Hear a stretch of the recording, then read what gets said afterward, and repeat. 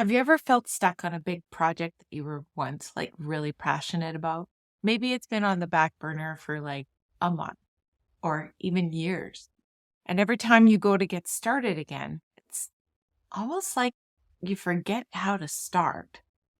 I felt that way just in general about, new year, new you, setting out new goals and resolutions and all that stuff that we're supposed to set out new goals and have aspirations and be excited to get started again.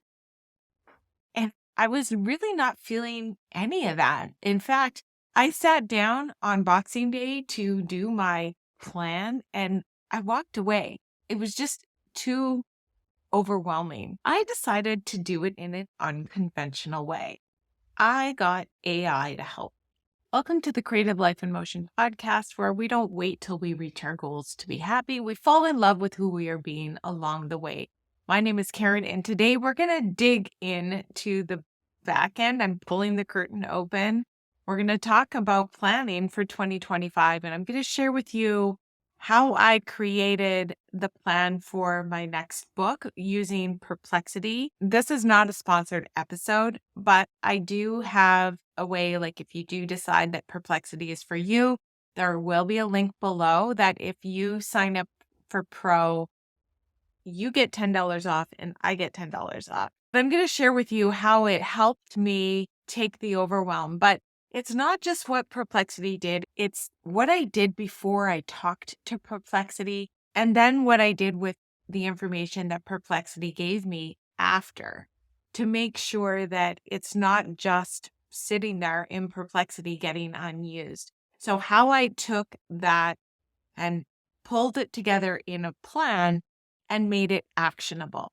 It's all about planning, scheduling, and tracking for success. That's how you're going to know if what you are doing is repeatable and doable in the way that you did. My husband is a scenario planner, and is what's called is kind of like scope. And one of the biggest things that we over budget is time. I did it myself. Last year in 2024, I had so many things that I wanted to do, and I didn't meet my goals. I didn't meet my expectations. And it wasn't because I quit, it's because I had overplanned. It's really important to be able to self-assess and say, oh, I didn't give up on myself. I just over scheduled myself. So instead of sitting down and creating a whole entire list of, 10 more goals to conquer in 2025, because I'm a go-getter, I decided that 2025 is going to be the year of finishing. I did a lot of epic, amazing things, stepped outside my comfort zone a ton in 2024. And I really realized the things that I want to stop doing, which I think is very, very important. The things that I could cut out of my life to organize more time. But one of the most valuable things that I'm taking forward is being able to really track and measure what I'm doing with my time on a consistent basis with no judgment, so that I know how long does it really take. If I am estimating a time budget, how long is it really going to take for me to write, edit, make a book cover, get an author website together, do a marketing plan, and launch a book? How long is it really going to take when I self-publish it? I know I can do all the pieces, and quite frankly, I want to. I did it before, and I'm going to do it again. But this time, I'm going to take you with me, and we're going to track the process. Now, I have some goals in mind for when our launch date is going to be. And if you have a project or have ever been thinking about writing your own book, now's the time to start. I'm going to share with you my plan, and we can do this together. So let's get into this. Okay, so the first thing I had to do, sit down and go through the regular New Year stuff, decide what your main focus, what you want your main focus to be in. And I always recommend choosing 3 topics being something for your mind, your purpose, and your body. I think that once we get into 10 to 12 like topics and goals and things that we want to improve, it starts to get really, really overwhelming. So I always think of it as like, what do I want to improve about my body? What do I want to improve about my mindset and discovery and, smarts? And what do I want to improve in my purpose? And what's been really screaming to me is like, what can I take out that's still really not necessary? And so the things that I kind of came up with, what can I do less of? I can do less of spending money. Definitely, I can do less of Facebook and Instagram. I'm actually thinking about doing like a year-long cutoff of Facebook and Instagram, but then it doesn't really work with my plan. And I'll get to that in just a moment. So, how am I just going to navigate through that? I think it's the scrolling of Instagram and Facebook. Like, it's not actually the being there and specifically, hanging out and reaching out to people that you want to generally socialize with. It's the mindless scrolling that is not what I want in my life. So it's kind of like, deciding that you're not going to drink anymore, but being okay to sit in the bar. It takes a lot of um, discipline to go there and socialize, do what they're to do, and get out and not do the mindless thing that you said that you weren't going to do, which is scrolling on Facebook. Things I need to do more often is show up. Okay, show up. It's not that I'm not showing up. And let me be real with you. It's like you have to be kind to yourself, but you also, I think you have to lean in and be honest. Like where am I not showing up? And if there's one thing that I know for sure, half the battle is planning and the other half is showing up. So sometimes there's something on your to-do list that you really don't want to do. And so it's really easy to make excuses to not do it. Am I right? Things that I need to stop doing altogether is listening to too many mentors. So what I mean by that is that I have mentors that I trust and know and like, and they give me good advice and teachings and learnings and methods and systems that I could follow. But if I'm deciding that with my time, I would rather not listen to the systems and stuff that's provided to me, I would rather just go and look and maybe scroll and look at other YouTube videos and see what other mentors are saying, then everything and all your focus can get discombobulated because this person's saying that and that person's saying this and this person's saying that. And how can you focus when you're listening to 20 different points of view? And sometimes you just got to cut it all out, have one or two proven mentors, and then sit down and do the work. Be your own future mentor. Like, what would that person do? They're going to stick to the plan, right? So that's something that I'm going to stop doing altogether. The biggest things on my mind this year was the fact that I have two books that I started writing. The book's been unfinished for definitely more than a year. I started to finish it again in the fall and then I put it down again. And I was just like super overwhelmed on where to start. So I knew I needed a plan to finish this book. And I'm going to share my screen here for this next piece. So I had already started a spreadsheet of Let's Write a Book, which gave me this real nice detailed plan about, certain timelines and what I need to do. But I still was feeling kind of overwhelmed. So that's when I brought in Perplexity. I create different spaces and I had this book writing and publishing. I do give it detailed instructions to make sure that it's just taking my content and not building upon it. And if you want me to go through a video series about that, I'm just kind of learning the tool too. So I can share with you what I know. But what I did for this was I asked for its help. What do successful writers do? Please ask me questions before giving instructions if you are unclear. It went right to work and started to give me an answer. But as I looked at the daily schedule, I'm like, this is not going to work for me.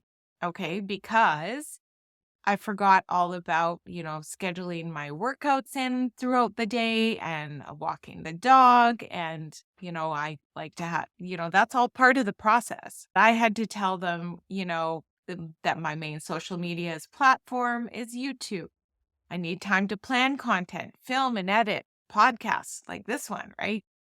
I'd like to post once a week on LinkedIn and Instagram because if it's just once a week, then I'm not getting into that problem of scrolling. You know what I mean? Mondays and Fridays are dedicated to other jobs. So Mondays, I do all the work in our agency. I look after all of the financials. And whenever there is an event, I'm the main person. So sometimes that time can really fluctuate. So it's important that I have time free for that. And I'm also the manager of the Community Video Brand Academy. I never work past 5, and I typically take Saturday and Sunday off. So I asked it to rewrite with those things in. And then still, I looked at the schedule it gave me, and it's actually giving me some work a little too late. So I had to give it some more instructions. I never work past 5 p.m. My 1 hour workouts are 6 days per week, with Sunday being the rest day. So I was finally happy with this revised general schedule. What I really liked here is that if I scroll up a bit, it's telling me basically the time that I should take allocating, right? So I took all of this and all of the things that a writer does. And instead of saying, oh, yeah, I do that.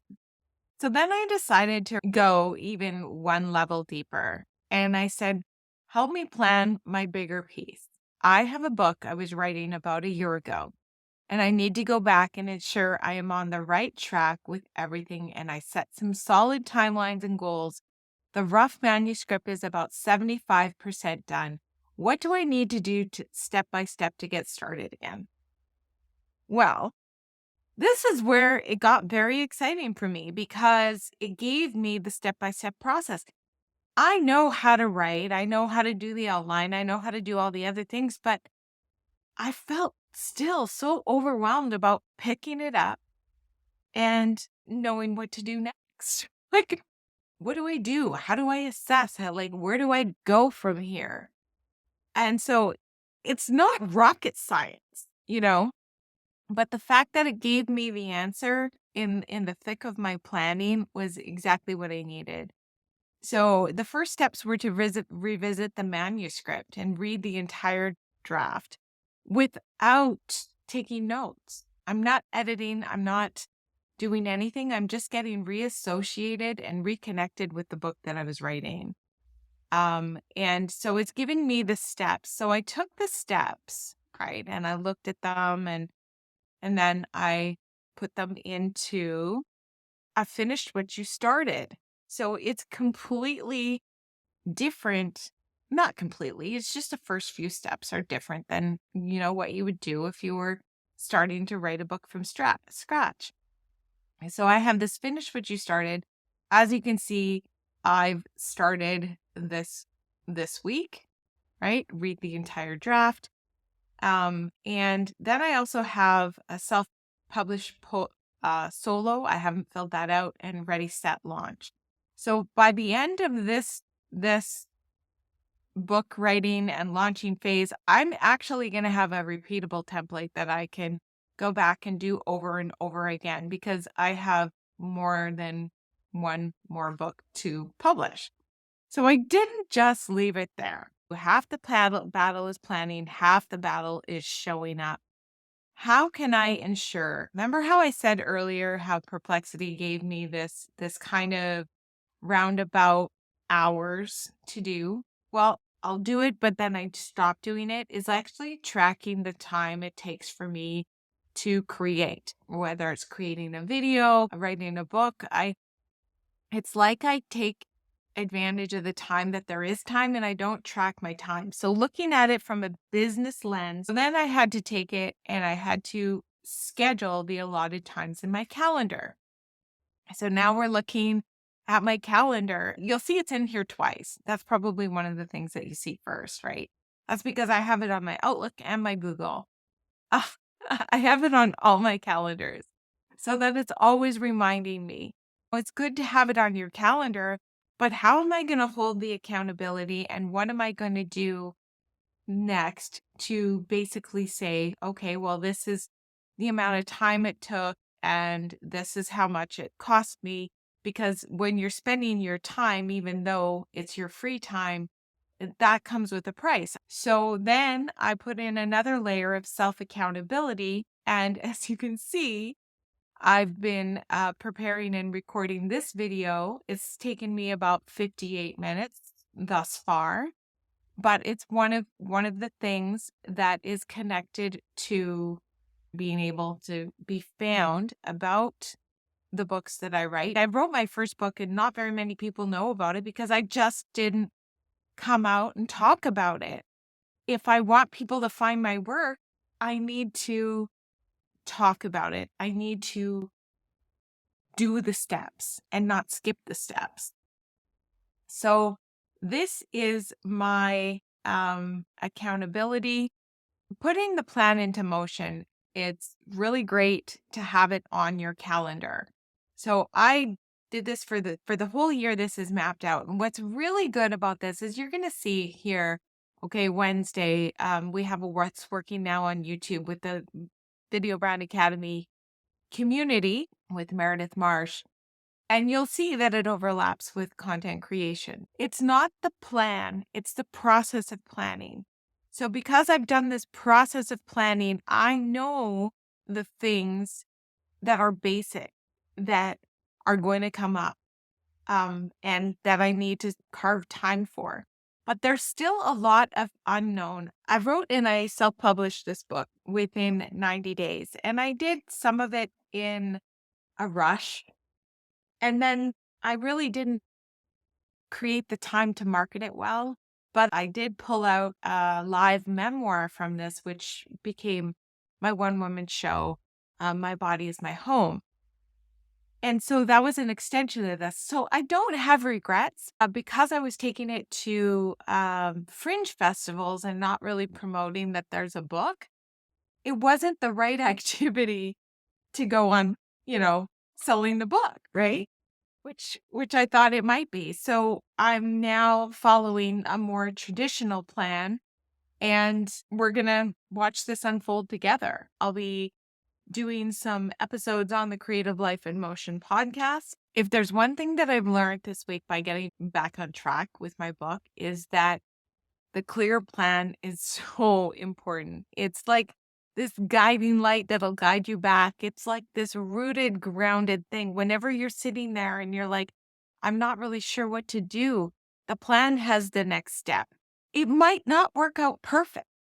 You will discover things on the way. Sometimes there's more planning that has to be done within the plan, and it's a process to evolve.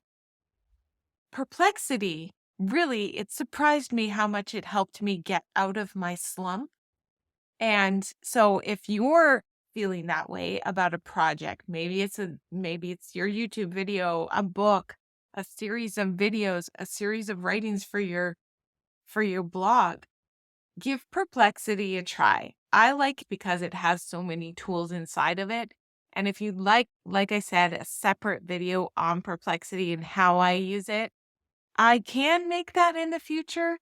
I might not be the best one to give you that information because I have been only using it for a little while. Let me know what project that you're working on. I'd love to hear from you and what it is that you need to fit into your schedule. Like what do you want to do more of and how this video helped you figure out what that thing is and how you're going to schedule it in. I'd love to hear that from you as well. Make sure that you are subscribed, especially if you have a project or a book that you're writing in the Creative Life in Motion podcast this season. I'm taking you, pulling the curtain back and taking you through the whole process of writing this next book, writing and drafting and the whole process of it. So I promise to have topics as well that are not just about book. It's, we're still going to be the creative life in motion truth. So there's going to be a theme each week as well beyond the writing. And like always, if you haven't already today, make sure you get outdoors and take that walk. Bye for now. I'll see you next time. Trust the process.